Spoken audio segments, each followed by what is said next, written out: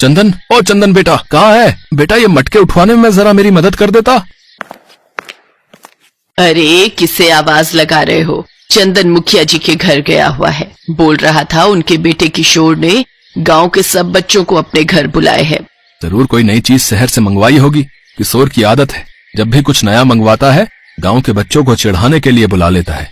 अब चंदन देखना, आते ही कोई फरमाइश रख देगा। वो आ गया। माँ बापू, आपको पता है किशोर ने हवेली में इतने बड़े बड़े 4 एसी लगवाए हैं। उसके कमरे का एसी तो मानो ऐसा चल रहा था जैसे बर्फ की सिल्ली पर बैठे हो। बापू काश हम भी एसी में रह पाते, इतनी गर्मी पड़ रही है, एसी के अलग ही मजे हैं। बेटा हमारी इतनी गुंजाइश नहीं कि हम मुखिया जी की तरह घर में एसी लगवा सकें। किशोर भी ना तुम लोगों को न जाने घर पर क्यों बुला लेता है। उसे पता है कि हम गरीबों की इतनी हैसियत नहीं है कि हम उसके जैसी जिंदगी जी सके।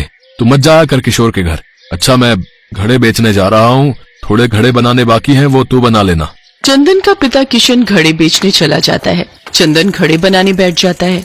घड़े बनाते बनाते उसका दिमाग अभी भी किशोर के घर लगे एसी में था।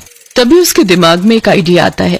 अगर मैं मिट्टी का एसी बनाऊं तो वो भी तो हमें बहुत ठंडक दे सकता है। अगर मैं कोशिश करूं तो मिट्टी का एसी बना सकता हूँ। चंदन बेटा किस सोच में पड़ गया? तेरे बापू आएंगे तो गुस्सा करेंगे कि तूने अभी तक घड़े नहीं बनाए। माँ मैं मिट्टी का एसी बनाने के बारे में सोच रहा हूँ। अगर हम किशोर के जैसा एसी नहीं ले सकते तो हम मिट्टी का एसी तो बना ही सकते हैं ना। मिट्टी का एसी? बेटा वो तू कैसे बनाएगा? माँ चिंता मत करो, मैं कोई ना कोई जुगाड़ कर लूंगा। चंदन अब रोजाना अपने मिट्टी का एसी बनाने की तैयारी में जुट गया और फिर एक दिन चंदन ने बहुत ही बढ़िया मिट्टी का एसी बनाकर तैयार कर दिया। चंदन के माता पिता तो हैरान थे कि चंदन ने मिट्टी का एसी तैयार कर लिया है। चंदन अपने सभी दोस्तों को अपने घर मिट्टी का एसी दिखाने के लिए बुलाता है, जिसमें किशोर भी शामिल था।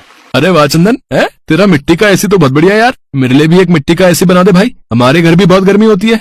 हाँ हाँ बना दूंगा, चिंता मत करो, मैं तुम सबके लिए मिट्टी का एसी बना दूंगा। अरे मेरा एसी बहुत बढ़िया है, तुम्हारा ये मिट्टी का सस्ता एसी मेरे एसी के सामने कुछ भी नहीं है। किशोर एक तो चंदन ने इतनी मेहनत से ये एसी तैयार किया है और तू उसे गलत बोले जा रहा है। जा, हमें तेरे से बात नहीं करनी यार, जा। देख लूंगा तुम सबको, मैं जानते नहीं हो मैं गाँव के मुखिया का बेटा हूँ। किशोर गुस्से में वहाँ से चला जाता है। अरे तुम्हें उससे ऐसे बात नहीं करनी चाहिए थी। चलो जाने दो, जब उसका गुस्सा ठंडा होगा अपने आप आ जाएगा। माँ बापू आओ ना, हम सब इस एसी की ठंडी हवा का मजा लेते हैं। चंदन तूने तो वाकई में बहुत बढ़िया एसी बनाया है रे, ये तो बहुत ठंडक दे रहा है, पूरा कमरा ठंडा हो गया है भाई। ठीक कह रहे हो, हमारा चंदन सचमुच बहुत दिमाग वाला है। पड़ोस के सारे लोग अब इससे ही ऐसा एसी बनाने के लिए कह रहे हैं। हाँ माँ, मैं सबके लिए बना दूंगा, कम से कम गर्मी में सबको परेशानी तो नहीं होगी। मिट्टी का एसी लग जाने से सचमुच गर्मी बहुत कम हो गई थी।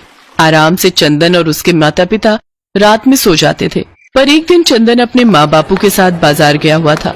जब वो वापस लौटा तो उसने देखा उसके घर की खिड़की खुली हुई है और उसका मिट्टी का एसी टूटकर बिखरा पड़ा है। माँ बापू ये क्या हो गया? हमारा एसी किसने तोड़ दिया? हमारे घर में कौन आ सकता है?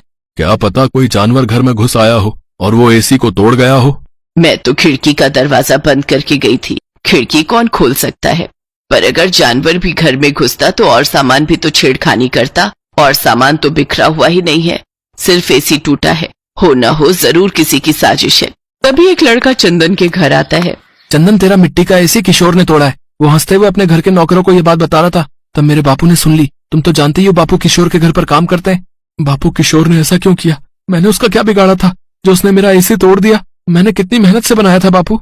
तभी मुखिया जी किशोर के साथ आ जाते हैं। अरे मुखिया जी आप आइए आइए। किशन मैं तो किशोर को यहाँ माफी मांगने के लिए लेकर आया हूँ भाई। किशोर बेटा सबसे माफी मांगो। मुझे पता चल गया है कि किशोर ने चंदन का एसी तोड़ दिया है। ये बात मुझे इसकी माँ ने बता दी है। भले ही मैं गांव का मुखिया हूँ, पर मेरा खुद का बेटा गलत करे ये मैं कैसे बर्दाश्त कर सकता हूँ?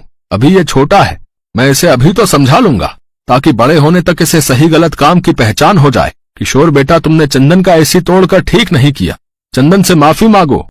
मुझे माफ कर दो चंदन, मुझसे गलती हो गई। मैं घबरा गया था कि अगर तुम्हारा मिट्टी का एसी आ गया है तो अब मेरे दोस्त मुझसे दूर हो जाएंगे। मेरे पास कोई भी खेलने के लिए नहीं आएगा क्योंकि तुम सबके घर के लिए मिट्टी का एसी बनाने वाले हो। पहले मेरे एसी के बहाने सब बच्चे मेरे पास खेलने के लिए आ जाते थे, पर पिछले कुछ दिनों से कोई भी मेरे पास नहीं आया, इसलिए मुझे तुमसे ईर्ष्या होने लगी और मैंने तुम्हारा एसी तोड़ दिया।